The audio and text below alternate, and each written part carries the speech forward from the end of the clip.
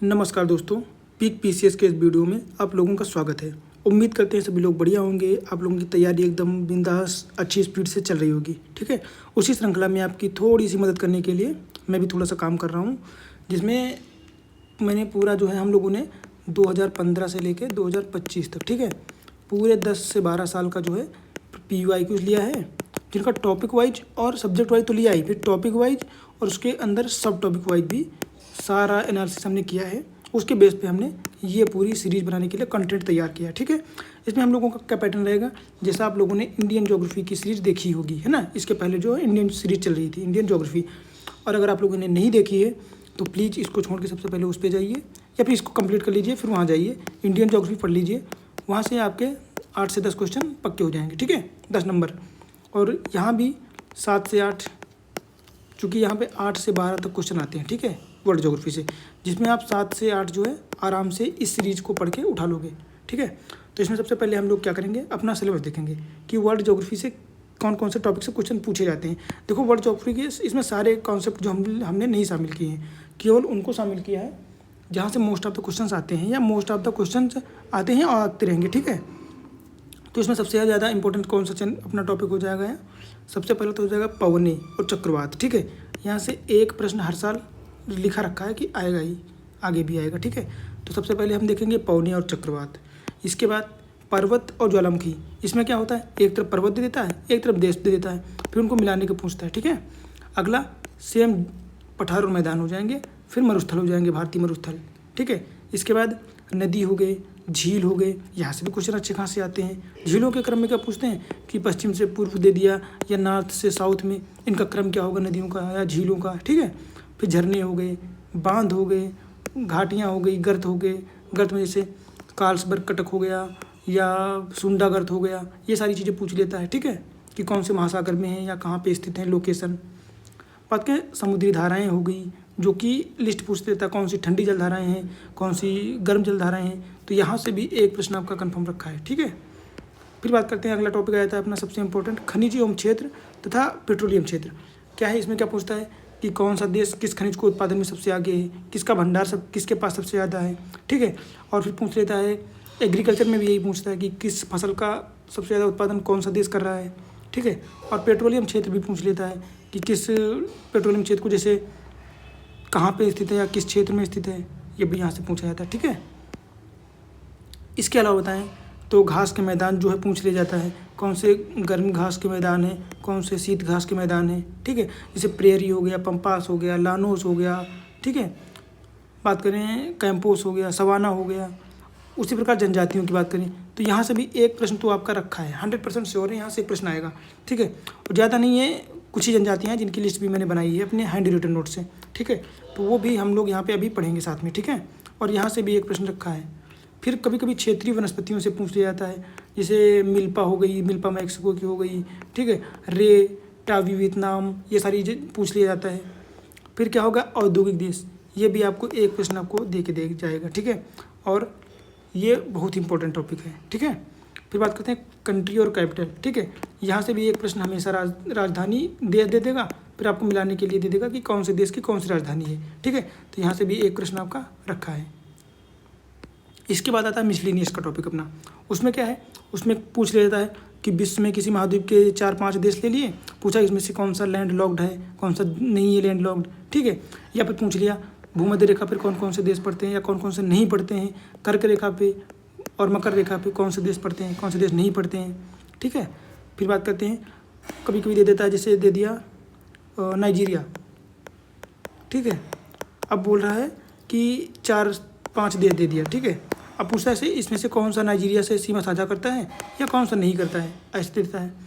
कभी कभी सागर दे देता है, जैसे भूमध्य सागर में पश्चिम से पूर्व जाने पर कौन कौन से सागर आते हैं। ठीक है, पर एल्बोनियन सागर आता है, टिरेनियन आता है, या आयोनियन सागर आता है, या काला सागर आता है, या मरमरा सागर आता है, या मृत सागर आता है। ठीक है, इनका क्रम पूछ लेता है। सेम प्रकार से द्वीपीय देशों की जानकारी ले लेता है, या फिर जलसंधियाँ पूछ लेता है। ठीक है, कि डार्डेनल जलसंधि कहाँ पे है, कर्ज जलसंधि कहाँ है, बास्पोरस की जलसंधि कहाँ पे है। तो ये सारी चीज़ें हमको देखनी पड़ेंगी मिसलिनियस में। हालांकि हर साल नहीं आते हैं, पर 2-4 सालों में एक क्वेश्चन तो आ ही जाता है, तो हम इसको भी बिल्कुल छोड़ नहीं सकते। ठीक है, पढ़ना तो पड़ेगा ही, है ना। तो इस प्रकार हम लोग जो है अपना देखेंगे। बात करें ये जो येलो वाला हाईलाइट है, इसको हम लोगों ने 5 स्टार रेटिंग दी है कि यहाँ से एक क्वेश्चन हर साल आता है। और ये जो रेड वाला दिया है हाईलाइटर, यहाँ से मतलब है कि हर 1 से 2 साल में एक प्रश्न आता है, ठीक है। और ऐसे टॉपिक जो हर 3 से 4 या 5 से 6 साल में एक बार आता है, वो ये मिसलिनियस में लिया है हमने, ठीक है। इसके अलावा ऐसे टॉपिक जो 10 साल में या 12 साल में एक क्वेश्चन देते हैं, तो उनको यहाँ पे शामिल नहीं किया है। ये आपको पॉइंट वाइज एकदम फैक्ट दिया है कि यहाँ से ही क्वेश्चन आते हैं, ठीक है। मैंने पूरे 10 से 12 साल का एनालिसिस किया है, जिसमें सिर्फ यहीं से आते हैं, और उनका मैं प्रूफ भी दे रहा हूँ। जैसे यहाँ पे अब हमारा पहला टॉपिक हो जाएगा विंड्स, ठीक है, पवने, ठीक है, पवने। तो पवने से क्वेश्चन हर साल लेकर आता है। कैसे आता है? एक तरफ देश दे देता है, दूसरी तरफ जो है चक्रवात या पवने दे देता है। तो फिलीपींस हो गया, ऑस्ट्रेलिया, जापान, यूएस, है ना। तो विलीज प्रकार के चक्रवात जो है किस एरिया में आते हैं? तो ये जापान में आते हैं, ऑस्ट्रेलिया में आते हैं, फिलीपींस में आते हैं या यूएस में आते हैं, ये हम लोग पढ़ेंगे अभी, ठीक है। अगला देखते हैं, इधर स्थानीय पवनों का नाम दिया है, इधर देश का नाम दिया है, फिर इधर पवने, फिर इधर देश दिया है, ठीक है। फिर इधर जो है पवने दिया है और पूछ रहा है कौन सा पवन का लिस्ट सही है, कौन सा गलत है, ठीक है। इधर भी उष्णकटिबंधीय चक्रवात दे दिया है, इधर देश दे दिया है। तो इसी प्रकार के क्वेश्चन आते हैं, बहुत आसान। बस आपको पवने या तूफान और उनका देश पता होना चाहिए, ठीक है। यूपीएससी लेवल के नहीं पूछता है कि नहीं उनके बारे में जानकारी भी लो या ये सब कुछ, ठीक है। तो ये मैंने हैंड रिटन नोट्स तैयार किए हैं, जो कि आपको पढ़ने में बहुत आसानी रहेगी, ठीक है। अगर बात करें नॉर्थ अमेरिका, ठीक है, ये हमारा नॉर्थ अमेरिका हो जाएगा, उत्तरी अमेरिका, ठीक है। उत्तरी अमेरिका में कौन कौन सी ठंडी पवनें हो जाएंगी? तो ठंडी पवनों की बात करें तो एक तो हो जाएगी ब्लिजार्ड, नार्दर, नार्टे, पापागायो और नवंबर बीच। ये ठंडी पवनें हो जाएंगी, कहाँ की? नॉर्थ अमेरिका की। अगर बात करेंगे नॉर्थ अमेरिका की गर्म पवनें कौन कौन सी हो जाएंगी? एक तो चिनूक हो जाएगा, जिसको हम फॉन बोलते हैं, और सांताना बोलते हैं, ठीक है। ये चिनूक या फॉन जो है, इसको हम लोग बोलते हैं आइस ईटर। क्या बोलते हैं? Ice eater. आइस ईटर मतलब बर्फ़ को खाने वाली। चूँकि क्या होता है कि जो नॉर्थ अमेरिका में जो अपनी ये रॉकी पर्वत श्रेणी होती है, रॉकी, ठीक है, तो ये बहुत ऊंचाई पे होती है, तो यहाँ पे बर्फ़ बहुत ज़्यादा होती है इसके खाले ढालू पे, ठीक है। तो ये क्या होता है, गर्म पवन है, तो ये जब चलती है तो गर्मी के कारण यहाँ की बर्फ़ सारी पिघल जाती है, और जब बर्फ़ पिघल जाती है तो यहाँ पे घास के मैदान दिखाई पड़ते हैं, फिर चरवाहा लोग यहाँ पे जाके चराते हैं। तो जब बर्फ़ पिघल जाती है, इसलिए इसको बोलते हैं स्नो ईटर, आइस ईटर या फिर स्नो ईटर, ठीक है, कि बर्फ़ को ख़त्म कर देती है, बर्फ़ को खा जाती है। तो ये भी इम्पोर्टेंट फैक्ट है, पूछा जा सकता है। अगर बात करें साउथ अमेरिका, साउथ अमेरिका में ठंडी पवनें कौन कौन सी हो जाएंगी? नेवाडोस, जो कि इक्वाडोर में चलती है, और पैम्पेरो, ये अर्जेंटीना और चिली के क्षेत्र में चलती है। सुराजो पवन जो है, ये अमेजन घाटी में चलती है, जो कि ब्राज़ील से संबंधित है, ठीक है। और बात करें साउथ अमेरिका में गर्म पवन, तो जोंडा, जो कि एंडीज़ के एरिया में चलती है, ऊपर से नीचे की ओर, ठीक है। जोंडा पवन एंडीज़ एरिया में चलती है। तो ये सारे नाम आप लोग याद रखना, ठीक है। इसके अलावा बात करते हैं ऑस्ट्रेलिया में, तो ऑस्ट्रेलिया में 3 पवनें हैं इंपॉर्टेंट, एक तो विली विली, साउथ ब्रस्टर और ब्रिक फील्डर, ठीक है। कौन कौन सी हो जाएंगी? बिली बिली, साउथ ब्रस्टर और ब्रिक फील्डर। ये तीनों जो है पवनें कहाँ की हो जाएंगी? ऑस्ट्रेलिया की हो जाएंगी। इसके अलावा अन्य महत्वपूर्ण पवनें जो हैं एक तो कोई बैंक हो जाएगा। कौन सी? कोई बैंक, ये जावा और इंडोनेशिया क्षेत्र में चलती है। कौन सी? कोई बैंक। बात करें नॉर्वेस्टर, तो ये न्यूजीलैंड क्षेत्र में चलती है। कहाँ पे? न्यूजीलैंड, ठीक है। बात करते हैं काराबुरान, तो काराबुरान जो ये पवन है, ये रसिया के साइबेरिया क्षेत्र में चलती है, ठीक है, रूस के साइबेरिया क्षेत्र में चलती है। बुरान पवन की बात करें तो ये भी रूस में चलती है, और ये ठंडी प्रकार की हवा है। कैसी? शीत हवा है, शीत पवन, ठीक है। बात करें यामो प्रकार की पवन, जिसका नाम जापान के लिए है, ये गर्म पवन है, ठीक है। यामो जापान की गर्म पवन हो जाएगी। और वाग्या, वाग्या जो है ये फिलीपींस की गर्म पवन हो जाएगी। कहाँ की? फिलीपींस की।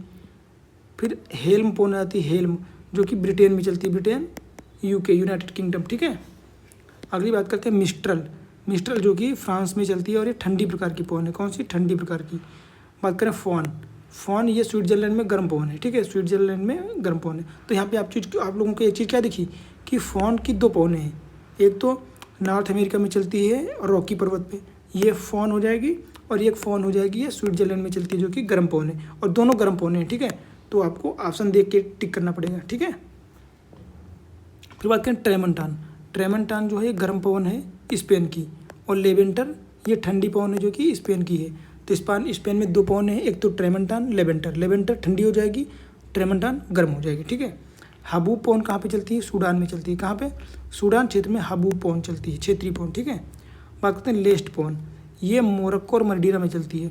मान लेते हैं क्या हो जाएगा कि ये अपना हो जाएगा, ये अफ्रीका का महाद्वीप हो जाएगा, तो यहाँ पे मदिरा प्रायद्वीप है, ठीक है। तो इसके बीच में या इस एरिया में जो पवन चलती है इसको हम बोलते हैं लेस्ट पवन, ठीक है। ये मोरक्को और मदिरा के क्षेत्र में चलती है, चूँकि क्या है, ये जो क्षेत्र ये मदिरा, ये मोरक्को देश पड़ता है, यहाँ पे मदिरा आइलैंड है, इसके बीच में चलती है ये पवन, इसको हम लोग क्या बोलते हैं? लेस्ट पवन, ठीक है। समूम पवन जो कि अरब मरुस्थल में चलती है, ठीक है। सुखोवी पवन की बात करें तो ये मध्य एशिया कजाकिस्तान में चलती है। कहाँ पे? मध्य एशियाई क्षेत्रों में कजाकिस्तान देश में मोस्ट ऑफ द चलती है, उसका नाम क्या है? सुखोवी पवन। अगला बात करते हैं जूरन पवन। तो जूरन पवन जो है ये स्विट्जरलैंड में जूरा पर्वत के आसपास चलती है। कौन सी? जूरा पर्वत के आसपास। फिर बात करते हैं बोरा, ये ठंडी पवन है। बोरा पवन जो है ठंडी है और ये एड्रियाटिक सागर के आसपास चलती है। एड्रियाटिक सागर की बात करते हैं तो अगर ये अपना भूमध्य सागर हो जाता है, मेडिटेरियन सी, तो यहाँ पे एड्रियाटिक सागर है, ठीक है। तो ये एड्रियाटिक सागर के आसपास चलती है।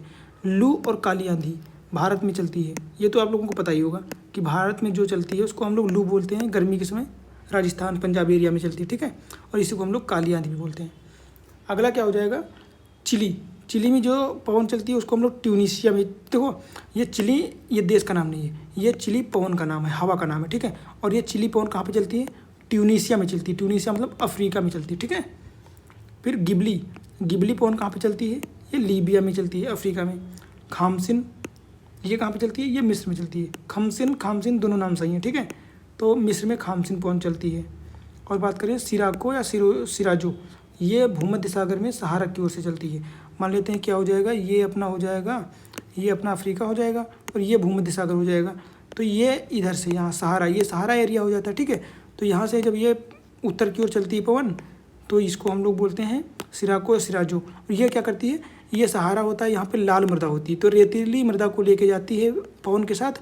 फिर यहाँ भूमध्य सागर से पानी उठ जाता है और फिर पानी के साथ ये बारिश होती है, तो लाल पानी बारिश होती है, लाल बारिश, इसलिए इसको खूनी वर्षा भी बोलते हैं, ठीक है। ये भी एक फैक्ट आप याद रखना। तो इस प्रकार हमारी सारी पवनें कवर हो गई। अब पवनों का जो है काम खत्म हो गया है, यहाँ पे इतनी ही पवनें हैं जो आपको याद करनी है। फिर चक्रवात की बात करते हैं, क्योंकि अभी आपने देखा 2-3 क्वेश्चन चक्रवात के भी पूछे गए हैं। तो चक्रवात की बात करें तो मैक्सिको और कैरिबियन सागरीय क्षेत्र जो है वहाँ पे आने वाले तूफानों या चक्रवातों को हम लोग क्या बोलते हैं? हरिकेन बोलते हैं। क्या बोलते हैं? हरिकेन। और हिंद महासागर के क्षेत्र में जो आते हैं उनको हम लोग चक्रवात नाम से ही बोलते हैं। क्या बोलते हैं? साइक्लोन। जापान की बात करें तो जापान क्षेत्र में जो आते हैं इन तूफानों को नाम होता है टाइफू। क्या? टाइफू। और चीन के आसपास वाले क्षेत्र में टाइफून बोलते हैं। क्या? टाइफून। फिर बात करते हैं वागिया या वाग्या। वागिया ये फिलीपींस के क्षेत्र में चलने वाले तूफानों का नाम है, ठीक है। ऑस्ट्रेलिया में कौन कौन से चलते हैं? एक तो बिलीबिली चलता है और दूसरा वर्टेक्स चलता है। तो इन दोनों नामों के बारे में अगर पूछे तो ऑस्ट्रेलिया हो जाएगा। यहाँ पे एक चीज़ ध्यान रखना कि वाग्या जो है और ये बिलीबिली ये दोनों पवनों के नाम भी है, चक्रवातों के नाम है, जो कि उस देश से संबंधित है, ठीक है। तो इस प्रकार जो है हमारा अपना पहला टॉपिक कंप्लीट हो जाता है, जिसमें हम लोगों ने क्या क्या देखा है? सभी पवने और क्या देखा है? चक्रवात, ठीक है। ये 2 चीज़ें हम लोगों ने देख ली। अब हमारा अगला टॉपिक क्या होगा? अब हमारा अगला टॉपिक होगा औद्योगिक क्षेत्र या औद्योगिक देश, ठीक है।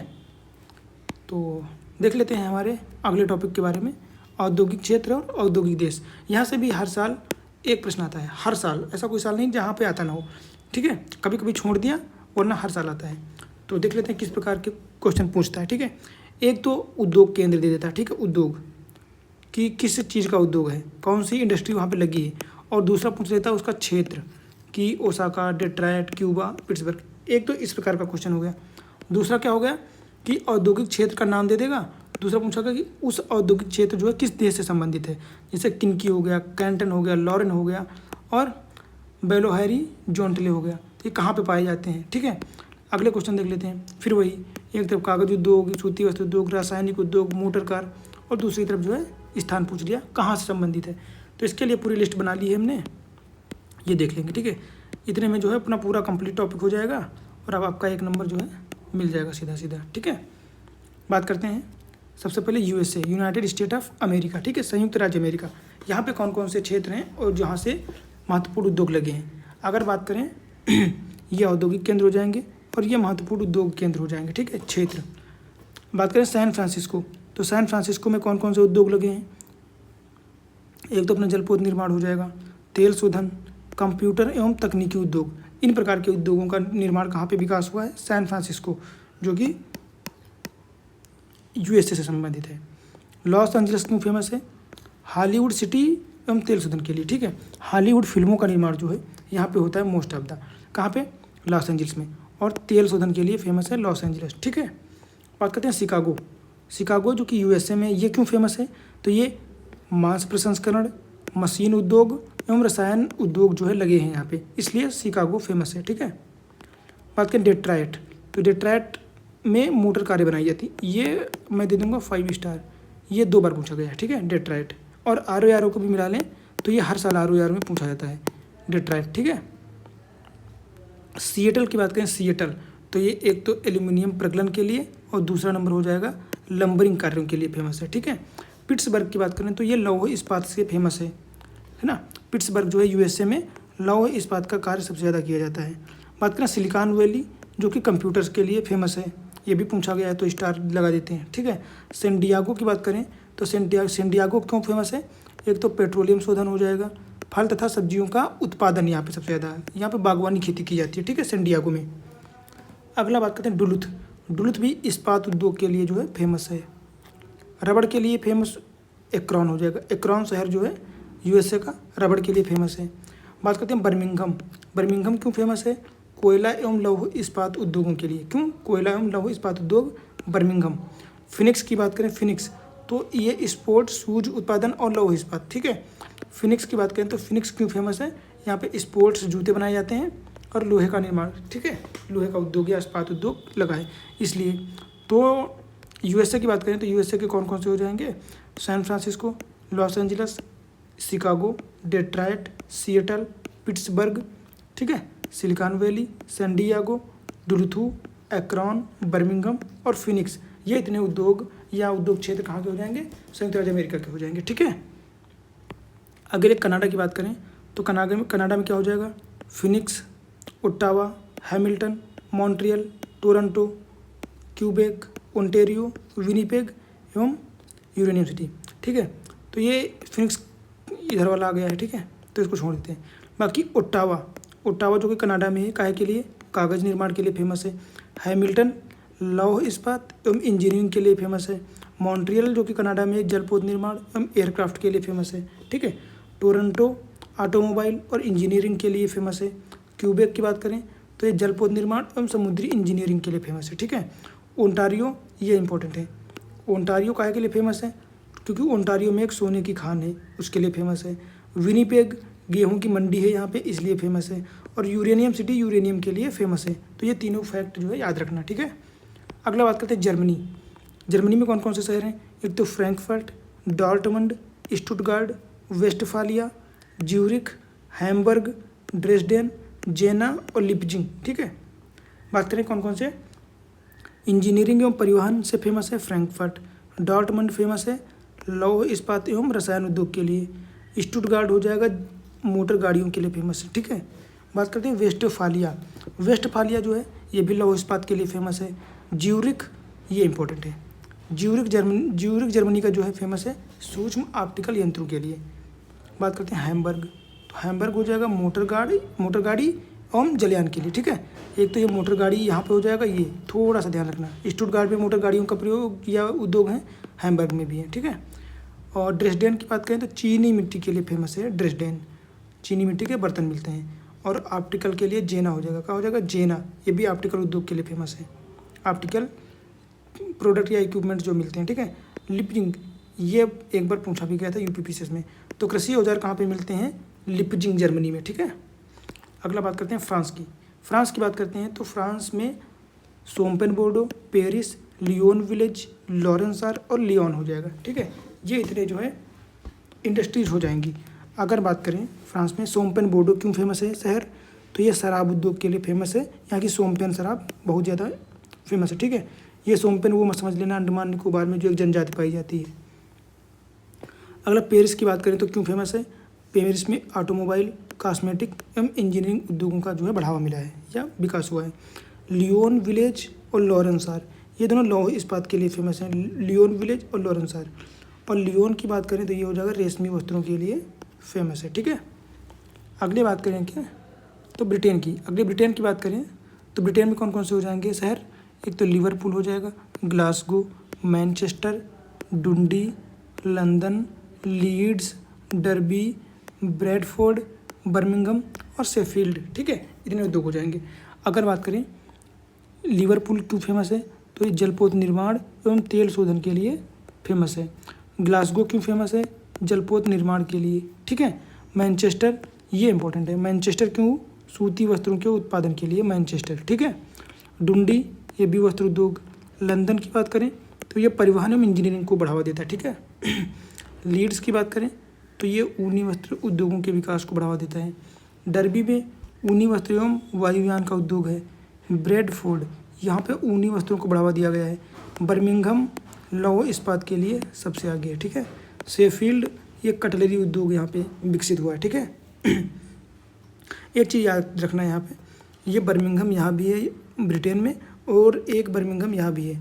तो अगर इटली, ये ब्रिटेन वाले बर्मिंघम की बात करें तो ये लौह इस्पात के लिए मेनली विकसित हुआ है, पर बर्मिंघम जो यूएसए वाला है, यहाँ पे कोयला एवं लौह दोनों इस्पात, दोनों उद्योगों को बढ़ावा दिया गया है, ठीक है। इसके बाद हमारा आ जाता है इटली। इटली के भी कुछ शहर जो है बहुत इंपॉर्टेंट है, जैसे तुरिन हो गया, मिलान हो गया और वेनिस हो गया। इटली की बात करें तो तुरिन जो है मोटर कार के लिए फेमस है, जैसे यूएसए का डेट्रायट, ठीक है। मिलान रेशमी वस्त्र उद्योगों के लिए फेमस है। वेनिस की बात करें तो वेनिस कांच के लिए फेमस है, ठीक है। काहे के लिए, कांच के लिए, कांच उद्योगों के लिए। अगला अपना आता है रसिया, यहाँ से बहुत क्वेश्चन आते हैं, ठीक है। यहाँ के कौन कौन से मेन शहर हो जाएंगे, मॉस्को, गोर्की, ये दो हो जाएंगे। टुला हो जाएगा, ठीक है। फिर हो जाएगा इवानोवो, चेलियाम्बिस्क, मैग्नेटोगोर्स्क एवं व्लादिवोस्टोक हो जाएगा, ठीक है। मॉस्को एवं गोर्की, इन दो शहरों में क्या विकसित हुआ है, एक तो वस्त्र निर्माण, लौह इस्पात एवं इंजीनियरिंग के उद्योगों का विकास ज़्यादा हुआ है, ठीक है। टुला की बात करें तो रक्षा सामग्री का निर्माण होता है, इलेक्ट्रॉनिक्स एवं लौह इस्पात का उत्पादन होता है, कहाँ से, टुला से। फिर अगला हो जाएगा इवानोवो, ये वस्त्र उद्योग के लिए जो है मोस्टली विकसित किया गया है। बात करें चेलियाम्बिस्क, ये इलेक्ट्रॉनिक्स एवं रक्षा सामग्री का निर्माण करता है। मैग्नेटोगोर्स्क की बात करें तो ये लौह इस्पात व तेल शोधन को बढ़ावा देता है। व्लादिवोस्टोक रसिया, जो कि जलयान निर्माण के लिए सबसे आगे है, ठीक है। अगला बात कर लेते हैं, क्या हो जाएगा हमारा चीन। चीन की बात करें, चीन में कौन कौन से शहर हैं, शंघाई, अंसान, वुहान, कैंटन और बीजिंग, ठीक है। शंघाई की बात करें तो वस्त्र निर्माण एवं मशीनरी निर्माण के लिए शंघाई फेमस है। अंसान फेमस है लौह इस्पात के लिए। वुहान की बात करें तो ये वस्त्र निर्माण, जलपोत निर्माण, मशीनरी और लौह इस्पात से फेमस है, ठीक है। कैंटन की बात करें तो यहाँ पे जलयान निर्माण और सूती व रेशमी वस्त्रों को बनाया जाता है। बीजिंग चाइना की बात करें तो यहाँ पे मशीनरी और वस्त्र निर्माण जो है किया जाता है, ठीक है। अपना लास्ट हो जाएगा जापान। यहाँ की बात करें तो कौन कौन से शहर इंपॉर्टेंट हैं, एक तो ओसाका हो जाएगा अपना, नागासाकी हो जाएगा, टोक्यो हो जाएगा, नागोया, कोबे व क्योटो तथा यवाटा हो जाएगा, ठीक है। इसमें अगर देख ले तो ओसाका क्यों फेमस है, लौह इस्पात के लिए, जलपोत निर्माण के लिए एवं वस्त्र निर्माण के लिए, ठीक है। नागासाकी क्यों फेमस है, क्योंकि यहाँ पे लौह इस्पात उद्योग हैं, जलपोत निर्माण एवं मशीनरी के लिए जो है बहुत बड़े बड़े विकास किया गया है उद्योगों का, ठीक है। टोक्यो की बात करें तो एक तो जलपोत निर्माण और वस्त्र निर्माण के लिए फेमस है। नागोया एयरक्राफ्ट निर्माण, मशीनरी, मोटर कार, सूती वस्त्र आदि को बढ़ावा दिया गया है। कोबे व क्योटो की बात करें तो लौह इस्पात, जलपोत निर्माण, मशीनरी, लौह इस्पात और मशीनरी को बढ़ावा दिया गया है, ठीक है इनको। यवाटा की बात करें तो लौह इस्पात एवं मशीनरी को जो है विकसित किया गया है। तो इस प्रकार जो है हमारे सारे जो हैं शहर और महत्वपूर्ण उद्योग जो है कवर हो जाते हैं। इसके अलावा आपको कुछ नहीं पढ़ना है, बस इस टॉपिक से आपको एक प्रश्न मिल जाएगा, बस ये सारे याद कर लीजिए, ठीक है। एक बार यूएसए से कौन कौन से संबंधित हैं, जैसे San Francisco, Los Angeles, Chicago, Detroit, Seattle, Pittsburgh, Silicon Valley, San Diego, Duluth, Akron, Birmingham, Phoenix, ये ऐसे भी याद कर लेना, ठीक है, कि ये ब्रिटेन के हो जाएंगे, ऐसे ही ये यूएसए के हो जाएंगे, ठीक है। ये भी याद कर लोगे तो भी आपके क्वेश्चन फंस जाएंगे अच्छे से, ठीक है। तो इस प्रकार अपना ये उद्योगों वाला भी टॉपिक कंप्लीट हो जाता है, ठीक है। इसके बाद हम लोग क्या देखेंगे, अपना टॉपिक, तो हमारा अगला टॉपिक हो जाएगा झील, नदी बांध, नदी, समुद्री जलधाराएं, बंदरगाह और घाटियाँ। ठीक है, इसमें हम ये सारी चीज़ें देखेंगे। तो देख लेते हैं एक बार करके। नमस्कार दोस्तों, पिक पीसीएस के इस वीडियो में आप लोगों का स्वागत है। उम्मीद करते हैं सभी लोग बढ़िया होंगे, मस्त होंगे और आप लोगों की तैयारी एकदम बिंदास चल रही होगी। ठीक है, तो उसी श्रृंखला में आपकी मदद करने के लिए थोड़ी सी एफर्ट मैं कर रहा हूँ। ठीक है, बात करें तो इससे पहले जो वीडियो आया था उसमें हम लोगों ने जो है विश्व के सभी पौने चक्रवात देखे थे। फिर देखा था अगला टॉपिक हमने कि कौन कौन से औद्योगिक क्षेत्र हैं और वहाँ पे कौन कौन से उद्योग लगे हुए हैं। ठीक है, अब अगला टॉपिक इसमें हम लोग झील देखेंगे, नदी बांध देखेंगे, नदियाँ, समुद्री जलधाराएँ, बंदरगाह और घाटियाँ, जलीय क्षेत्रों से संबंधित जितनी भी चीज़ें वो सारी हम देखेंगे। ठीक है, सबसे पहले देख लेते हैं कौन कौन से क्वेश्चन पूछे जाते हैं। जैसे झील और देशों का सही मिलान करना है। यहाँ भी स्वेज नहर में जो झीलें हैं उनका उत्तर से दक्षिण की ओर मिलने वाला क्रम पूछा गया है। ठीक है, अगला यहाँ पे जो है क्षेत्रफल के आधार पर सबसे बड़ी कौन सी है, फिर उसके हिसाब से कौन सी छोटी है, उसका जो आरोही क्रम पूछा गया है झीलों का। ठीक है, अगला हो जाएगा निम्नलिखित झीलों में से कौन सी विश्व की प्राचीनतम तथा सबसे गहरी झील है। ठीक है, अगला बात करते हैं, ये अब झीलों की बात करें तो ख़त्म हो गई हैं। अब क्या पूछा गया है, जलधाराएं। तो निम्नलिखित में से कौन सी महासागरीय धारा जो कि हिंद महासागर से संबंधित है। फ्लोरिडा, अगुल्हास, कनारी, क्यूराइल। फिर कौन सी ठंडी महासागरीय जलधारा नहीं है, मतलब कौन सी गर्म है और कौन सी एक है जो गर्म है, बाकी सब ठंडी है। ठीक है, अगला फिर यहाँ पे शीत जलधारा पूछ लिया गया क्वेश्चन। देखो सेम क्वेश्चन पूछा गया इधर। ठीक है, फिर ये गर्त पूछ लिए गए हैं कि सबसे गहरा गर्त कौन सा है और कौन से महासागर में है। ठीक है, फिर यहाँ पे एक बंदरगाह से पूछा गया है कि मोंटेवीडियो बंदरगाह कहाँ से है, इगारका, जकार्ता, रोटरडैम, ये किस देश में स्थित है। ठीक है, फिर तुरंत पूछ लिया गया है ये देश और बंदरगाह। तो आप देख सकते हैं कैसे क्वेश्चन पूछे जा रहे हैं। ठीक है, फिर बात करते हैं यहाँ पे जलप्रपात के बारे में पूछा गया, झरनों के बारे में। ठीक है, और इधर फिर अगला क्वेश्चन आ जाता है ये कौन सी नदी पर कौन सा बांध बना हुआ है। ठीक है, जैसे लाल सागर का एक उदाहरण है, कौन सा हो जाएगा। फिर यहाँ पे पूछा गया कौन सी नदियाँ हैं और नदियों के किनारे बसे शहरों की। ठीक है, कौन से नगर हैं। फिर इधर एक तरफ नगर पूछ लिया गया है और वो नगर कौन सी नदी के किनारे स्थित है। ठीक है, तो आप देख सकते हैं। अगला क्या हो गया कि नदी और प्रवाह की दिशा, ये नदियों के बारे में पूछा गया है। फिर नदियों से संबंधित जो है डेल्टा, कि उनका आकार कैसा है, किस प्रकार के डेल्टा हैं। ठीक है, अगला बात करते हैं कि निम्नलिखित में से कौन सी नहर दक्षिण जर्मनी में जो है आंतरिक जलमार्ग के रूप में प्रयोग करी जाती है। फिर संयुक्त राज्य अमेरिका तथा मैक्सिको के मध्य कौन सी जो है सीमा स्थित नदी बहती, तो ये रियो ग्रांडे नदी हो जाएगी। ठीक है, अगला बात करें मेकांग नदी के बारे में। तो इसके संदर्भ में निम्नलिखित में से कौन सा कथन सही है, ये देख लो, 2 स्टेटमेंट दिए गए। तो इस प्रकार के बेसिक से क्वेश्चन पूछे जाते हैं जिनको हम लोग एक एक टॉपिक वाइज कवर करेंगे। ठीक है, बात करें सबसे पहले अपनी झीलों का टॉपिक देखेंगे। ठीक है, इसमें हम लोग सारी झीलें देखेंगे जो इम्पोर्टेंट है, सारी नहीं मतलब इम्पोर्टेंट। बात करें हम जब मैपिंग की सीरीज देखेंगे तो उसमें सारी झीलें, तालाब, नदियाँ, ये सब फिर से देखेंगे और उसमें मैप पे देखेंगे डायरेक्ट। ठीक है, तो वहाँ पे थोड़ी सी क्लैरिटी और आ जाएगी। ठीक है, पर यहाँ पे हम लोग जो है PYQs के बेस पे देख रहे हैं, एनालिसिस कर रहे हैं, तो उसके हिसाब से ये इंपॉर्टेंट है। ठीक है, बात करते हैं कैस्पियन सागर झील। तो कैस्पियन सागर जो है ये कहाँ पे स्थित है और इसका जो कौन कौन से देशों से सीमा साझा करती है। तो एक तो रसिया हो जाएगा, एक तो कजाकिस्तान हो जाएगा, एक तो तुर्कमेनिस्तान हो जाएगा, एक तो अजरबैजान हो जाएगा और ईरान हो जाएगा। 5 देशों से सीमा साझा करती है। अगर बात करें कैस्पियन सागर के किनारे बसे देशों की ट्रिक याद करने की ट्रिक, तो ये हो जाएगी अपनी तारीख, TARIK। ठीक है, ये मैंने खुद बनाई है, खुद क्या बनाई है मतलब पढ़ा है। तो T से क्या हो जाएगा तुर्कमेनिस्तान, A से अजरबैजान, R से रसिया, I से ईरान और K से कजाकिस्तान। ठीक है, तो इस हिसाब से हम लोग देख लेंगे। अगले बात करें सुपीरियर झील। तो सुपीरियर झील जो है ये कहाँ पे स्थित है, ये अमेरिका और कनाडा के, USA और कनाडा के बीच स्थित है। ठीक है, अमेरिका और कनाडा। अगली बात करते हैं विक्टोरिया झील। अगर बात करें विक्टोरिया झील तो ये 3 देशों में फैली है, केन्या, युगांडा, तंजानिया। ठीक है, केन्या, तंजानिया, युगांडा। ठीक है, Uganda, Kenya, Tanzania, Uganda, Kenya, Tanzania, ऐसे करके आपको याद कर लेना है। अगली बात करते हैं अरल सागर झील। तो अरल सागर कजाकिस्तान और उज्बेकिस्तान इन दोनों देशों के बीच में स्थित है। कजाकिस्तान उज्बेकिस्तान के बीच में क्या हो जाएगी, अरल सागर झील हो जाएगी।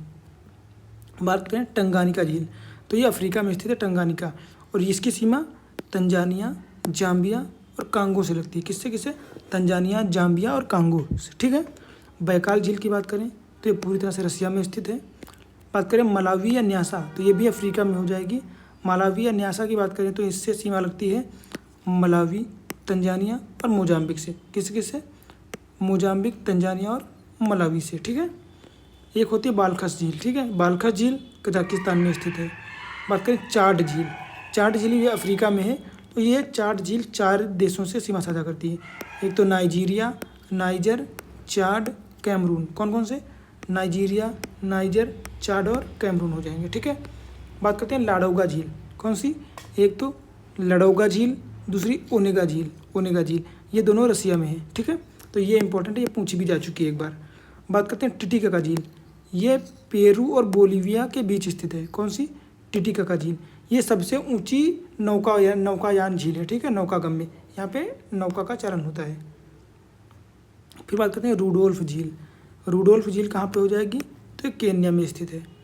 बात करें इसिककुल झील, कौन सी, इसिककुल झील, ये हो जाएगी किर्गिस्तान में स्थित है। कहाँ पे, किर्गिस्तान में।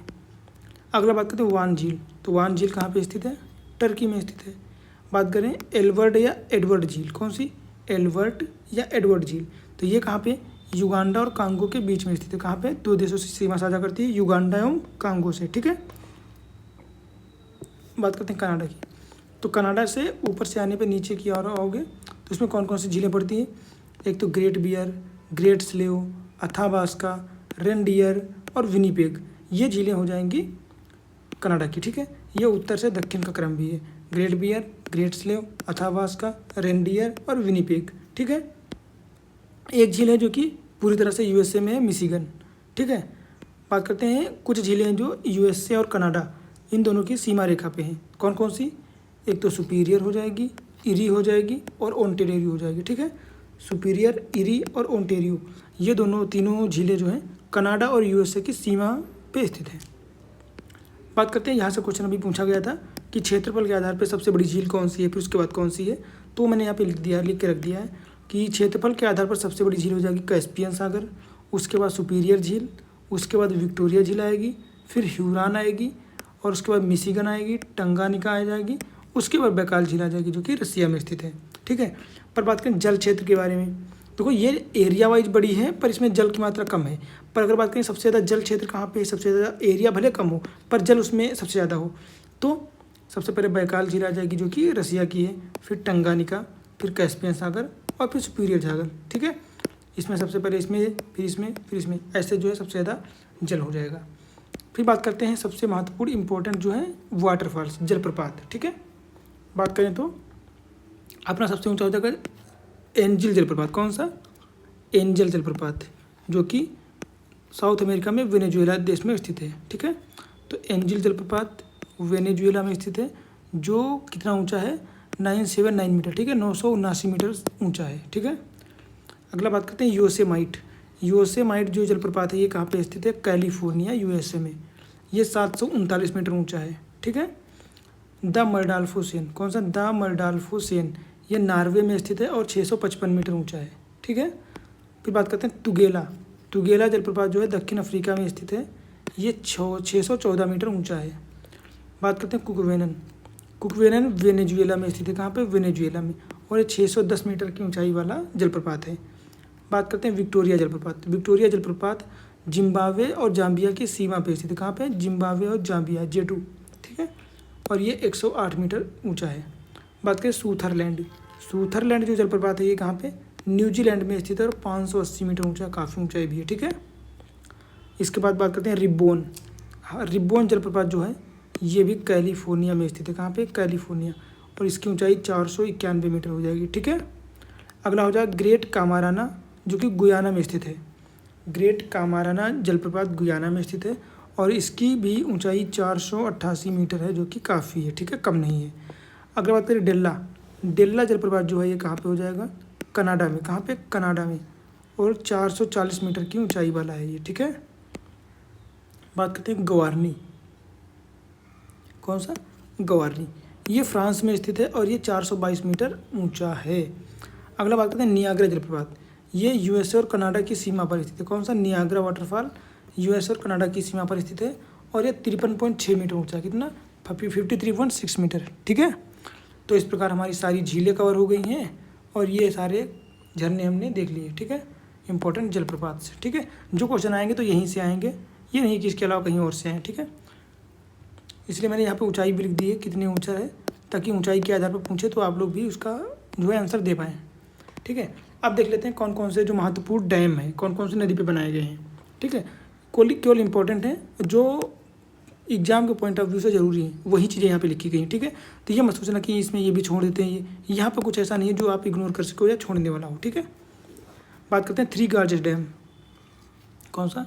Three gorges dam. ये यांगसी नदी पे बना हो जो कि चाइना में है। कहाँ पे? चाइना में। तो थ्री गार्जेस डैम यांगसी नदी चाइना में बना हुआ है।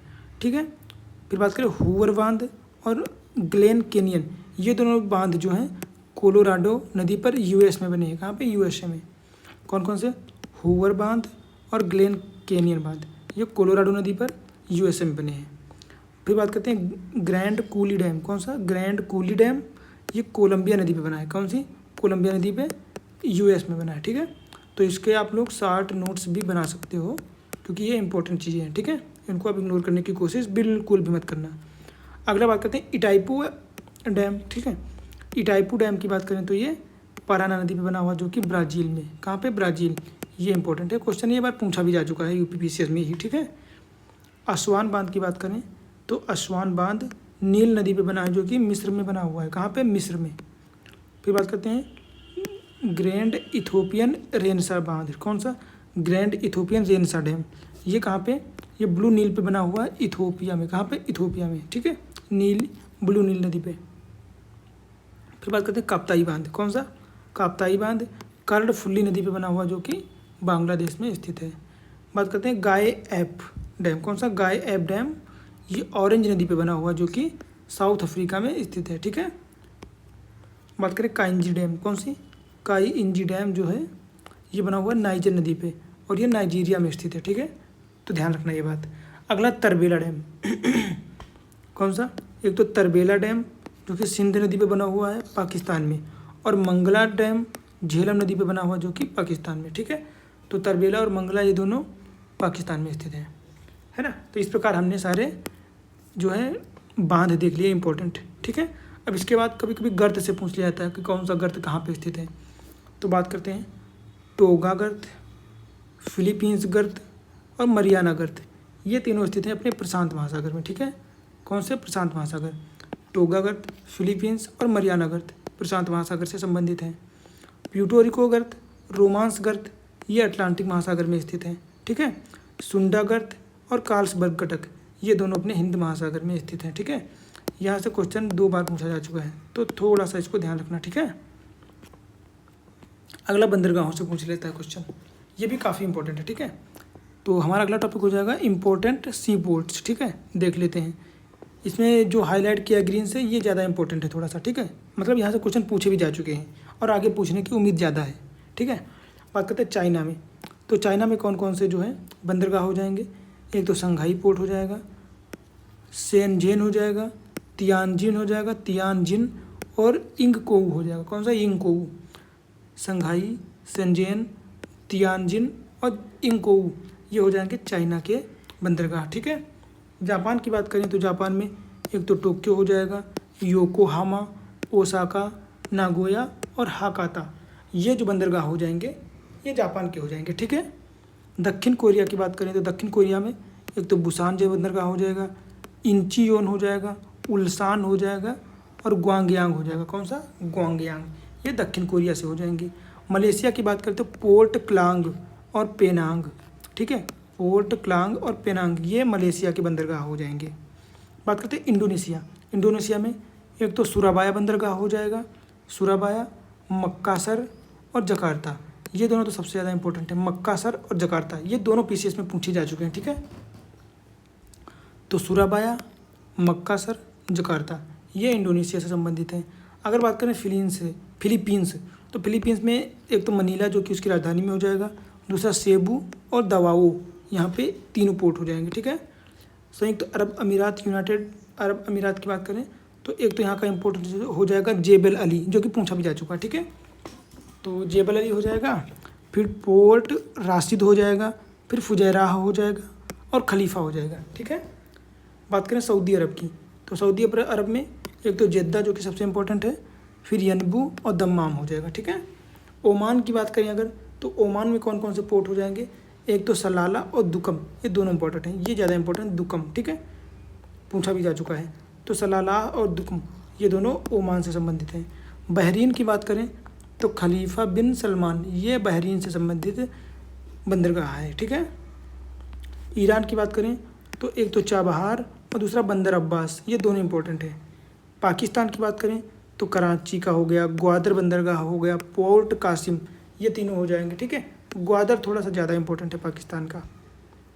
श्रीलंका की बात करें तो यहाँ पे कोलंबो बंदरगाह हो जाएगा, हम्बनटोटा हो जाएगा और त्रिंकोमाली हो जाएगा, ठीक है। बात करते हैं चटगांव। चटगांव में कौन कौन से, बांग्लादेश में कौन कौन से बंदरगाह हो जाएंगे, ये सबसे इंपॉर्टेंट है चटगांव, फिर मोंगला और पायरा, ठीक है। पर सबसे ज़्यादा इंपॉर्टेंट तो ये चटगांव ही है, ठीक है, और मोंगला भी। अब बात करें मिस्र, ठीक है, मिस्र जो कि अफ्रीका में है, तो यहाँ पे एक स्वेज बंदरगाह सबसे इंपॉर्टेंट है, और ये पोर्ट सईद, ये बहुत इंपॉर्टेंट है, इसको रट लेना एकदम, पोर्ट सईद, फिर अलेक्जेंड्रिया पोर्ट, ठीक है। तो मिस्र को मैं पूरा 3 स्टार की रेटिंग दे दूंगा, ये पूरे ही तीनों के तीनों बंदरगाह इंपॉर्टेंट हैं, ठीक है। दक्षिण अफ्रीका की बात करें, डरबन, केप टाउन और पोर्ट एलिजाबेथ, ठीक है। डरबन तो आपको पता ही होगा कि महात्मा गांधी जब डरबन से प्रिटोरिया जा रहे थे तो इनको काले गोरे के भेद के चक्कर में इनको उतार दिया था, ट्रेन से फेंक दिया गया था, ठीक है। तो ये तो आप लोगों को याद ही होगा, हिस्ट्री पढ़ा होगा। तो एक मोम्बासा पोर्ट है जो कि बहुत इंपॉर्टेंट है, तो ये कहाँ का हो जाएगा, केन्या का। तंजानिया का दार एस सलाम भी इंपॉर्टेंट है, ठीक है, और कासाब्लांका जो कि मोरक्को का है, ठीक है। अगला बात करते हैं तुर्की में कौन कौन से हैं, एक तो इस्तांबुल और मर्सिन, इस्तांबुल बंदरगाह, मर्सिन बंदरगाह, ये हो जाएंगे। फ्रांस में एक मार्से बंदरगाह है जो कि पूछा गया है एक बार, मार्से बंदरगाह कहाँ से है, तो ये फ्रांस से संबंधित है।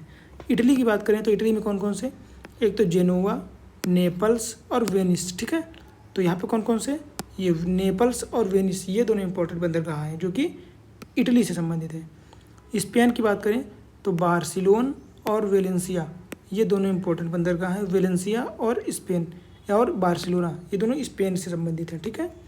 जर्मनी का एक हैम्बर्ग जो है पोर्ट सबसे इंपॉर्टेंट है। नीदरलैंड की बात करें तो ये 5 स्टार रेटिंग, ये कितनी बार पूछेंगे आप सोच भी नहीं सकते हो। रोटरडैम और एम्स्टर्डम, ये दोनों बंदरगाह जो हैं नीदरलैंड के हैं। लंदन की बात करें तो यहाँ पे 2 हैं, एक तो साउथहैम्पटन हो जाएगा, दूसरा लिवरपूल हो जाएगा, ये दोनों बंदरगाह यहाँ से संबंधित हैं, ठीक है।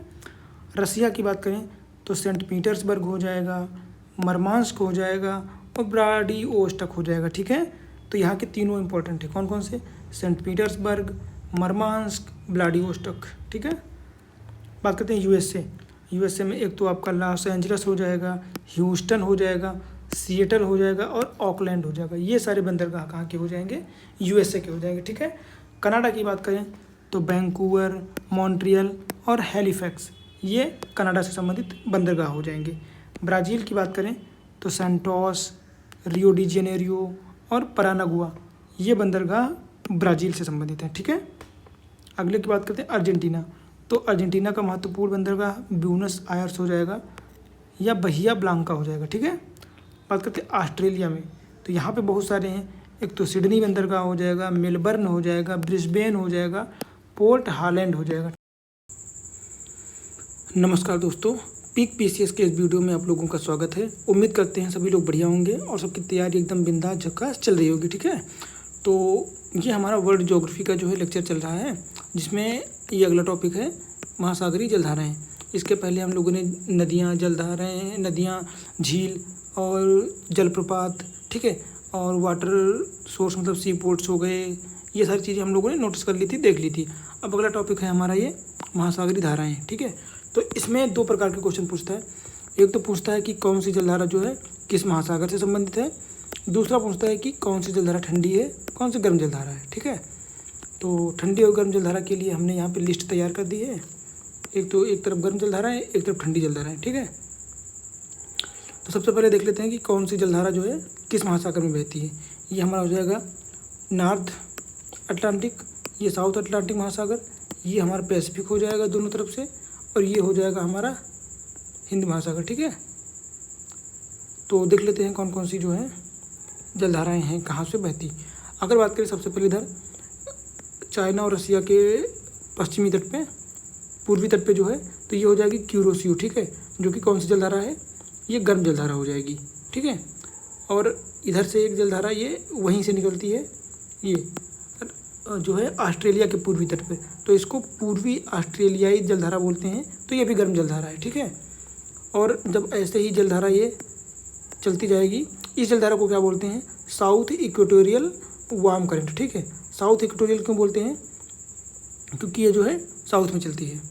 अगर बात करें, चूँकि ये मान लेते हैं ये क्या हो जाएगा अपना, ये हो जाएगा अपना भूमध्य रेखा, तो इसके ऊपर ये नॉर्थ एरिया पड़ता है, ये साउथ पड़ता है, तो जो ये चलती है ये करंट भूमध्य सागर के एग्जैक्ट समानांतर। ठीक है, इसको हम लोग बोलते हैं साउथ इक्वेटोरियल वार्म करंट, और जो इसके ऊपर चलती है ऐसे, ठीक है, तो इसको हम लोग बोलते हैं नॉर्थ अटलांटिक जो है क्या बोलते हैं, नॉर्थ इक्वेटोरियल वार्म करंट। ठीक है, तो ये चीज़ ध्यान रखना।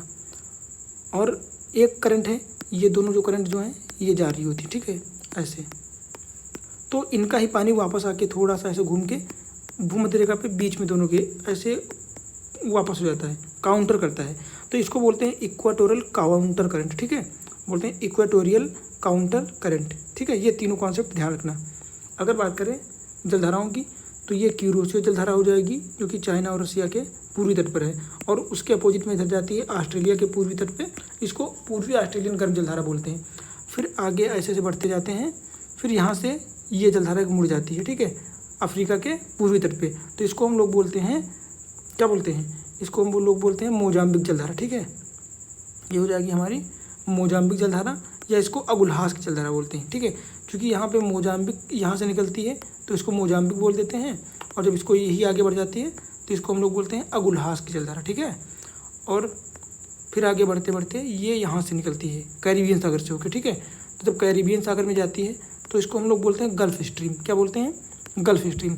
और फिर यही आगे निकल जाती है तो इसको हम लोग नॉर्वेजियन जलधारा बोल देते हैं, जो कि ये भी गर्म जलधारा है। ठीक है, और साउथ इक्वेटोरियल वार्म करंट जो है ये ब्राज़ील से होते हुए यहाँ पे मुड़ जाती है, और इसको हम लोग क्या बोलते हैं, इसको बोलते हैं दक्षिण अटलांटिक धारा। ठीक है, ये, और ये जो होती है इस धारा को, इसको हम बोलते हैं ब्राज़ीलियन धारा, क्योंकि ये ब्राज़ील के जस्ट पास से होकर गुजरती है। ठीक है, तो इसको हम लोग ब्राज़ीलियन गर्म जलधारा बोलते हैं।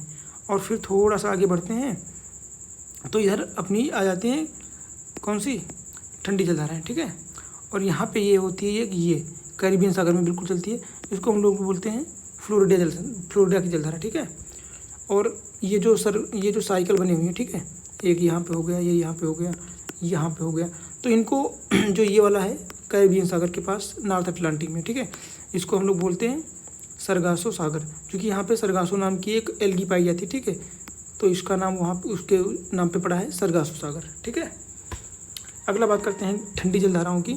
तो यहाँ पे देखेंगे आप लोग, ये बेरिंग जलसंधि से होते हुए रसिया और जो है कनाडा या अलास्का के बीच से होती हुई एक जलधारा आती है, इसको हम लोग बोलते हैं बेरिंग जलधारा। यहाँ पे बेरिंग जलसंधि भी दोनों को जोड़ती है, तो उसी के नाम पे ये बेरिंग जलधारा।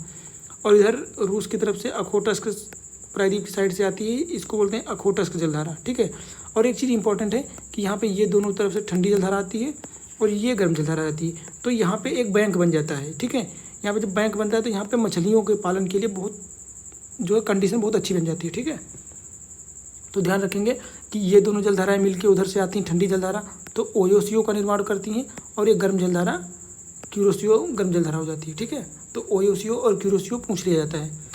फिर जब थोड़ा सा आगे बढ़ेंगे तो ये जलधारा ऑस्ट्रेलिया के पश्चिमी तट पर जो बह रही होती है, इसको हम लोग बोलते हैं पश्चिमी ऑस्ट्रेलियन ठंडी जलधारा। कौन सी, ठंडी जलधारा हो जाएगी।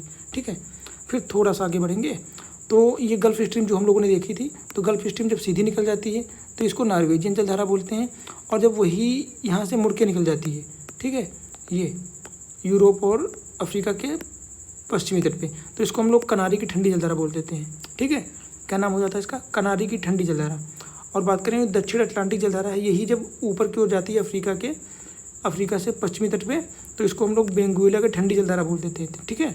ये नामीबिया या कालाहारी मरुस्थल के आसपास जो निकलती है, तो उसी के कारण ये नामीबिया या कालाहारी का मरुस्थल जो है बनता है, ठीक है। तो ये बेंगुएला की ठंडी जलधारा हो जाएगी। फिर बात करते हैं, आगे बढ़ेंगे तो यहाँ पे आप देखेंगे ये जो दक्षिण अफ्रीका है, दक्षिण अमेरिका, तो दक्षिण अमेरिका के जो है पश्चिमी तट पे हम्बोल्ट या पेरू की ठंडी जलधारा चलती है। तो यहाँ पे पेरू देश है ना, तो उसी के नाम पे रखी गई है पेरू की ठंडी जलधारा। इसको हम्बोल्ट की ठंडी जलधारा भी बोल देते हैं, ठीक है। और यहाँ पे देखेंगे ये, ठीक है, ये जलधारा कौन सी हो जाएगी, ये हो जाएगी फॉकलैंड की ठंडी जलधारा, ठीक है। ये भी ध्यान रखना, फॉकलैंड ठंडी जलधारा। और ये कैलिफोर्निया के एरिया से निकलती है, तो ये कैलिफोर्निया ठंडी जलधारा हो जाएगी। और एक दो जलधाराएँ हैं, जैसे ये ग्रीनलैंड और नॉर्थ अमेरिका से होती आती है ये, तो ये लेब्राडोर की ठंडी जलधारा हो जाएगी, ठीक है। कौन सी, लेब्राडोर की ठंडी जलधारा। तो इस हिसाब से हम लोगों ने नॉर्मली जितनी मोस्ट इंपॉर्टेंट जलधाराएँ थी वो सब देख लिया है, ठीक है। अब देख लेते हैं कि कौन सी ठंडी जलधारा है, कौन सी गर्म जलधारा है, जिसकी लिस्ट हमने बना ली है। बात करते हैं ठंडी जलधाराएँ। तो ठंडी में बात कर लेते हैं। सबसे पहले हो जाएगी लेब्राडोर जलसंधि जलधारा, फिर क्या हो जाएगी ओयोसियो, पेरू की हम्बोल्ट जलधारा हो जाएगी, कैलिफोर्निया, कैनारी, बेंगुएला, फॉकलैंड, पश्चिम ऑस्ट्रेलियाई और पूर्वी ग्रीनलैंड। ये जलधाराएं जो हो जाएंगी कैसी हो जाएंगी, कोल्ड करेंट्स हो जाएंगी, ठीक है। एक बार इनका नाम फिर से देख लेते हैं, ठीक है। अगर आप लोगों के पास रफ है या नोटबुक लेके बैठे हैं तो प्लीज़ इनको एक बार, दो बार, तीन बार करके आप जैसे हो सके रफ करते रहिए, ठीक है। इससे क्या होता है कि याद होती रहती हैं चीज़ें। तो हो जाएगा अपना लेब्राडोर, ओयासियो की जलधारा, हम्बोल्ट या पेरू की ठंडी जलधारा, कैलिफोर्निया ठंडी जलधारा, कैनारी, बेंगुएला, फॉकलैंड, पश्चिम ऑस्ट्रेलियाई और पूर्वी ग्रीनलैंड ठंडी जलधाराएँ हो जाती हैं, ठीक है। अगर बात करें वार्म करेंट्स की तो हो जाएंगी गल्फ स्ट्रीम, ब्राज़ील धारा, अगुल्हास, अलास्का, पूर्वी ऑस्ट्रेलियाई धारा, नॉर्वेजियन धारा और उत्तर अटलांटिक प्रवाह, ठीक है। इसको नॉर्थ अटलांटिक ड्रिफ्ट बोलते हैं, ठीक है। तो इस प्रकार ये सारी चीज़ें कंप्लीट हो जाएंगी और यहाँ से आपका एक प्रश्न भी तैयार हो जाएगा, ठीक है। तो यहाँ से अगर कोई क्वेश्चन हो या कोई कमेंट हो तो आप लोग जो है कमेंट में मुझसे बता सकते हैं, ठीक है। अगला क्या होगा कि कभी कभी यहाँ से घाटियों के बारे में पूछ लिया जाता है कि कौन सी घाटी किस देश में पड़ती है, ठीक है। तो वो भी हम लोग देख लेते हैं। अगर बात करते हैं USA, United state of America, यहाँ पे कौन कौन सी घाटी हैं तो एक हो जाएगा डेथ वैली घाटी, योसेमाइट, ग्रांड कैन्यन और रैबिट घाटी। ये कहाँ की हो जाएंगी, यूएसए से संबंधित, ठीक है। Death valley, Yosemite, grand Canyon और रैबिट घाटी, ठीक है। अगला बात करते हैं तो ये नेपाल की एक दो हो जाएंगी, एक तो काठमांड और पोखरा, ठीक है। ये दोनों जल घाटियाँ नेपाल से संबंधित हैं। अगला बात करते हैं कनाडा से, तो कनाडा से कौन कौन सी, एक तो हम्बर घाटी, फ्रेजर घाटी, ठीक है। ये दोनों जो हैं घाटियाँ कनाडा से संबंधित है। पो घाटी कहाँ से है, इटली से संबंधित है। राइन नदी घाटी जर्मनी से, क्योंकि वहीं से राइन नदी निकलती है। फ्योर्ड घाटी नॉर्वे से, ठीक है। फ्योर्ड घाटी नॉर्वे से संबंधित है। फिर बात करें स्विट्जरलैंड में, तो यहाँ पे एक तो लुटर, बुनेन और एंगडिन, ये दोनों जो हैं घाटियाँ पाई जाती हैं। थेम्स और एवन, ये दोनों घाटियाँ कहाँ की हैं, ये यूके की, यूनाइटेड किंगडम, ठीक है। थेम्स घाटी और एवन घाटी। अगला बात करें लोपर घाटी, ठीक है। इसको लोपर या लोअर घाटी बोलते हैं, तो ये फ्रांस की हो जाएगी। ये पीसीएस में पूछा गया है, ठीक है। बात करें मिलफोर्ड साउंड घाटी, ये न्यूजीलैंड से संबंधित है। लेसोथो घाटी, ब्रेड नदी घाटी, ये साउथ अफ्रीका से हो जाएंगी। बात करें जाग्रोस, तो जाग्रोस पहाड़ी भी है और घाटी भी, कहाँ पे, ईरान में, ठीक है। फिर बात करते हैं चाओ फ्राया, चाओ फ्राया कॉफ़ी के लिए फेमस है, ये थाईलैंड में हो जाएगी। मेकांग घाटी, तो ये कंबोडिया में हो जाएगी। रेड रिवर घाटी, ये वियतनाम में हो जाएगी, कहाँ पे, वियतनाम। और व्रांतोस घाटी इंडोनेशिया से संबंधित है, ठीक है। पंसीर घाटी अफ़गानिस्तान की हो जाएगी। और स्वात घाटी, हुंजा घाटी, ये दोनों पाकिस्तान की हैं, ठीक है। बाकी इंडिया की तो हम लोगों ने इंडिया वाले चैप्टर में देख ही लिया था, ठीक है। अगर बात करें यहाँ पे इम्पोर्टेंट, तो एक तो डेथ वैली भी इम्पोर्टेंट है और रैबिट घाटी जो पूछी गई है उनका नाम यहाँ पे वो उनको मैं कर रहा हूँ, ये दोनों, और ये पूछी गई है। फिर कौन सी पूछी गई थी, और ये हो जाएगी चाओ फ्राया घाटी और पंसीर घाटी, ठीक है, इतनी घाटियाँ जो है ये पूछी जा चुकी हैं यूपी पीसीएस के एग्जाम में, तो इनको थोड़ा सा ध्यान दे देना और एक बार। ठीक है, अब बात करते हैं कि नदियों के किनारे बसे शहर हैं। ठीक है, यहाँ से भी क्वेश्चन आ जाता है कि कौन सा शहर किस नदी के किनारे जो है स्थित है। अगर बात करें बगदाद या इराक, तो ये किस नदी के किनारे स्थित है, तो ये टाइग्रिस नदी के किनारे स्थित है। कौन सी? टाइग्रिस, या इसको कभी कभी टिग्रिस भी बोल देते हैं, टिग्रिस ये वाला। ठीक है, तो बगदाद इराक टिग्रिस नदी के किनारे हो जाएगा या टाइग्रिस नदी। जर्मनी का बर्लिन ये स्प्री नदी के किनारे हो जाएगा। किस नदी के? स्प्री नदी। ठीक है, बर्लिन जर्मनी स्प्री नदी के किनारे हो जाएगा। पर्थ ऑस्ट्रेलिया स्वान नदी के किनारे हो जाएगा। वारसा पोलैंड की बात करें तो ये विस्तुला नदी के किनारे स्थित है। असवान मिस्र ये नील नदी के किनारे स्थित है।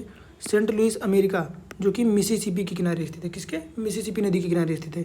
रोम इटली तो टाइबर नदी के किनारे हो जाएगा। लंदन इंग्लैंड टेम्स नदी। फ्रांस पेरिस ये सीन नदी के किनारे हो जाएगा। और जो है मोरक्को रूस ये मॉस्को नदी के किनारे स्थित है। कौन सी नदी? मॉस्को नदी। ठीक है, बात करते हैं प्राग चेक गणराज्य, तो ये देश विंतावा नदी के किनारे स्थित है। बॉन जर्मनी राइन नदी के किनारे स्थित है। खार्तूम सूडान तो ये नील नदी के किनारे। और काहिरा मिस्र ये भी नील नदी के किनारे स्थित हो जाएगा। ठीक है, तो ये दोनों ध्यान रखना। ब्यूनस आयर्स जो कि अर्जेंटीना की राजधानी है, तो ये ला प्लाटा नदी के किनारे स्थित है। कौन सी? ला प्लाटा नदी। ठीक है, अगला बात करते हैं तुर्की जो कि अंकारा उसकी राजधानी है। ये किजिल नदी के किनारे स्थित है। कौन सी नदी? किजिल। फिर बात करते हैं डंडी या डुंडी बोलते हैं इसको, डुंडी। ठीक है, तो डंडी या डुंडी जो है ये स्कॉटलैंड में है। ये टे नदी के किनारे स्थित है। कौन सी नदी? टे नदी। बात करते हैं लिवरपूल इंग्लैंड मर्सी नदी के किनारे स्थित हो जाएगा। कोलोन जर्मनी राइन नदी के किनारे। मॉन्ट्रियल कनाडा ये सेंट लॉरेंस नदी के किनारे हो जाएगा। ठीक है, सिडनी ऑस्ट्रेलिया ये डार्लिंग नदी के किनारे स्थित है। अगर बात करें सर्बिया का बेलग्रेड तो ये डेन्यूब नदी के किनारे हो जाएगा। और हंगरी का बुडापेस्ट भी डेन्यूब नदी के किनारे हो जाएगा। ठीक है, वाशिंगटन डीसी जो कि यूएसए में स्थित है, ये पोटोमैक नदी के किनारे स्थित है। वियना ऑस्ट्रिया ये भी डेन्यूब नदी के किनारे स्थित है। तो थोड़ा सा देख लेना कि ये तीनों डेन्यूब के किनारे स्थित हैं। ठीक है, टोक्यो जापान अराकावा नदी। शंघाई चाइना यांगसी क्यांग नदी के किनारे स्थित हो जाएगा। बात करें यांगून या म्यांमार तो ये इरावदी नदी के किनारे स्थित हो जाएगा। ठीक है, ओट्टावा कनाडा सेंट लॉरेंस के किनारे। और न्यूयॉर्क यूएसए ये हडसन नदी के किनारे स्थित है। ये बहुत इंपॉर्टेंट है, पूछा भी गया। ठीक है, फिर बात करते हैं स्पेन का मैड्रिड शहर, ये मैंजेनारेस नदी के किनारे स्थित हो जाएगा। लिस्बन पुर्तगाल टेगस नदी के किनारे हो जाएगा। बात करें डबलिन जो कि आयरलैंड की राजधानी है, ये लिफी नदी के किनारे स्थित है। चटगांव बांग्लादेश कर्णफुली या कर्णफुली बोलते हैं। ठीक है, हैम्बर्ग जर्मनी ये एल्ब नदी के किनारे स्थित है। शिकागो यूएसए ये तो शिकागो नदी के किनारे स्थित हो जाएगा। बात करें ब्रिस्टल इंग्लैंड ये एवन नदी के किनारे स्थित हो जाएगा। कौन सी? एवन नदी। बात करें बसरा इराक ये कहाँ पे? ये हो जाएगा सत अल अरब नदी के किनारे। ठीक है, क्यूबेक कनाडा ये भी सेंट लॉरेंस नदी के किनारे हो जाएगा। लेनिनग्राद रसिया ये नेवा नदी से संबंधित है। ठीक है, स्टालिनग्राड रसिया ये ओल्गा नदी। और कीव जो कि रसिया यूक्रेन ये नीपर नदी के किनारे स्थित है। ठीक है, नीपर नदी। दावोस जो कि स्विट्जरलैंड में है ये लैंड वासर नदी के किनारे स्थित है। तो इस प्रकार से जो है वो सारे इंपॉर्टेंट शहर जो नदियों के किनारे स्थित हैं वर्ल्ड में, वो सारे यहाँ से हम लोगों ने कवर किए हैं। ठीक है, इसको एक बार आप फिर से देख लेना और अगर आपको लगे तो अपने नोट में जो है इसको शामिल भी कर सकते हैं, है ना, क्योंकि यहाँ से क्वेश्चन आ जाता है। जरूरी नहीं कि हर साल आए, पर हर 1-2 साल में जो है क्वेश्चन यहाँ से रिपीट करता है, तो हम इसको इग्नोर नहीं कर सकते बिल्कुल भी। ठीक है, अब इम्पोर्टेंट रिवर्स की बात करें कि कौन से देश से कौन सी नदी बहती है या निकलती है। ठीक है, अगर बात करें चाइना की कौन कौन सी इंपॉर्टेंट नदियाँ हो जाएंगी, क्योंकि यहाँ से बहुत कठिन क्वेश्चन नहीं आते हैं। एक तरफ नदी दे देता है और दूसरी तरफ देश दे देता है, तो उनको मिलाना होता है। तो आपको शॉर्ट्स में एकदम पता होना चाहिए कि कौन कौन सी नदियाँ किस देश से बहती हैं। अगर चाइना की बात करें तो चाइना की इंपॉर्टेंट नदियाँ हो जाएंगी, एक यांगसी हो जाएगी, हांगहो हो जाएगी, आमूर हो जाएगी और पर्ल नदी हो जाएगी। कौन कौन सी? यांगसी, हांगहो, आमूर और पर्ल, ये चाइना की नदियाँ हो जाएंगी। ठीक है, फिर बात करते हैं यूएसए की बात करें तो Mississippi, Missouri, Colorado, Columbia, Rio Grande, Hudson, ये नदियाँ कहाँ की हो जाएंगी? यूएसए के। ठीक है, कौन कौन सी? मिसिसिपी, मिसौरी, कोलोराडो, कोलंबिया नदी, रियो ग्रांडे, हडसन, ये यूएसए की इंपॉर्टेंट नदियाँ हो जाएंगी। फिर बात करते हैं कनाडा की। कनाडा में कौन कौन सी महत्वपूर्ण नदियाँ हैं? एक तो मैकेंजी नदी हो जाएगी, फिर सेंट लॉरेंस नदी हो जाएगी, फ्रेजर हो जाएगी और ओटावा हो जाएगी, ओटावा, ठीक है। ये नदियाँ कनाडा से संबंधित हैं। बात करते हैं ब्राज़ील की, तो यहाँ पे अमेजन नदी हो जाएगी, पराना नदी हो जाएगी जो कि अमेजन की सहायक है, फिर आरिनोको हो जाएगी, मैगडेलेना हो जाएगी और साओ फ्रांसिस्को, ठीक है। इतनी नदियाँ जो हैं ये ब्राज़ील से संबंधित हैं। बात करते हैं रसिया में कौन कौन सी हैं, तो यहाँ पे एक तो ओल्गा हो जाएगी, येनिसेई हो जाएगी, ओब, इर्तिस और लेना तथा अमूर हो जाएगी। ये इतनी नदियाँ जो हैं रसिया से संबंधित हैं। बात करते हैं अफ्रीका में कौन कौन सी नदियाँ हैं, एक तो नील नदी हो जाएगी, कांगो हो जाएगी, नाइजर हो जाएगी, जाम्बेजी हो जाएगी और लिम्पोपो नदी हो जाएगी, ठीक है। अगला बात करते हैं यूरोप। यूरोप महाद्वीप में कौन कौन सी नदियाँ हैं, एक तो डेन्यूब हो जाएगी, राइन नदी हो जाएगी, ठीक है, ओल्गा हो जाएगी, टेम्स हो जाएगी, सीन हो जाएगी, एल्ब हो जाएगी। ये नदियाँ जो हैं यूरोप से संबंधित हैं। फिर बात करते हैं ऑस्ट्रेलिया। ऑस्ट्रेलिया की बात करते हैं मर्रे, डार्लिंग और मुर्रबिजी। कौन कौन सी? मर्रे, डार्लिंग, मुर्रबिजी, ये ऑस्ट्रेलिया से संबंधित है, ठीक है। बात करते हैं मध्य एशिया से, तो मध्य एशिया में कौन कौन सी हो जाएंगी, एक तो सिर दरिया हो जाएगी, अमू दरिया हो जाएगी, उरल नदी हो जाएगी, ठीक है। कौन कौन सी? सिर दरिया, अमू दरिया, उरल, ये हो जाएंगी मध्य एशिया की। बात करें दक्षिण पूर्वी एशिया की, तो यहाँ पे हो जाएगी मेकांग नदी, इरावदी, सालवीन और चाओ फ्राया, ये दक्षिण पूर्व जो है एशिया की हो जाएंगी। बात करते हैं मध्य अमेरिका या कैरिबियन सागर, है ना, कैरिबियन सागर या कैरिबियन एरिया जो है वहाँ पे कौन कौन सी नदियाँ हैं, तो एक तो हो जाएगी उसूमासिंटा, कौन हो जाएगी? उसूमासिंटा, ठीक है। फिर मोतागुआ, कोको और बेलीज नदी, ये हो जाएंगी कैरिबियन सागर में, ठीक है। बात करते हैं मध्य पूर्व में, एक तो टिग्रिस नदी हो जाएगी और यूफ्रेटस हो जाएगी, फिर जॉर्डन हो जाएगी। ये इतनी इंपॉर्टेंट नदियाँ हैं, ठीक है। इसके अलावा आपको पढ़ने की ज़रूरत नहीं है। बात करते हैं नदियों से कुछ इंपॉर्टेंट फैक्ट हैं, जैसे अपवाह क्षेत्र के आधार पर कौन सी नदी सबसे ज़्यादा बड़ी है, ठीक है। तो अपवाह क्षेत्र की बात करें तो सबसे ज़्यादा जल क्षेत्र अपवाह क्षेत्र अमेजन नदी में है, उसके बाद कांगो नदी आ जाती है, फिर मिसिसिपी और मिसौरी जो कि यूएसए में स्थित है, फिर ओब, इर्तिस, फिर यांगसे चाइना की, और फिर पराना नदी आ जाती है, ठीक है। अमेजन, कांगो, मिसिसिपी, मिसौरी, ओब, इर्तिस, यांगसे और पराना। और बात करें लंबाई के आधार पर सबसे लंबी नदी कौन सी है, तो सबको पता है ये नील नदी हो जाएगी, फिर अमेजन हो जाएगी, फिर यांगसे हो जाएगी, फिर मिसिसिपी और मिसौरी हो जाएगी। कौन कौन सी हो जाएंगी? नील नदी, अमेजन, यांगसे, मिसिसिपी और मिसौरी, ये लंबाई के आधार पे है, ठीक है। तो इस प्रकार जो है ये चीज़ें देख ली हमने। और कभी कभी पूछ लिया जाता है जैसे स्वेज नहर है, ठीक है, अफ्रीका और खाड़ी देशों के बीच में स्वेज नहर जो है, उसमें जब उत्तर से नीचे दक्षिण की ओर आप आएंगे तो उसमें कुछ झीलें दी गई हैं, तो उनका उत्तर से दक्षिण आने का क्रम क्या हो जाएगा? सबसे पहले अपनी लेक मंजला आ जाती है, फिर लेक टिम्सा, फिर ग्रेट बिटर और लिटिल बिटर, ठीक है। ये झीलों का आने का क्रम है। सबसे उत्तर में लेक मंजला, फिर लेक टिम्सा, फिर ग्रेट बिटर लेक और लिटिल बिटर लेक, ये हो जाएंगी। फिर बात करते हैं भूमध्य सागर। भूमध्य सागर में जल संधियों का क्रम क्या होगा? पश्चिम से पूर्व की ओर जाओगे तो कौन कौन सी सबसे पहले जो है पश्चिम से पूर्व जाने में क्रम से जल संधियाँ, तो सबसे पहले आएगी जिब्राल्टर जल संधि आ जाएगी, फिर बोनीफेसियो की जल संधि आएगी, फिर मसीना जल संधि आएगी, फिर डार्डेनल, फिर बास्फोरस और फिर कर्च जल संधि आ जाएगी, ठीक है। ये भी ध्यान रखना इंपॉर्टेंट है। फिर बात करते हैं इंपॉर्टेंट जो है समुद्र या सागर कौन कौन से हैं भूमध्य सागर में महत्वपूर्ण सागर। सबसे पहले आता है एल्बोराम सागर।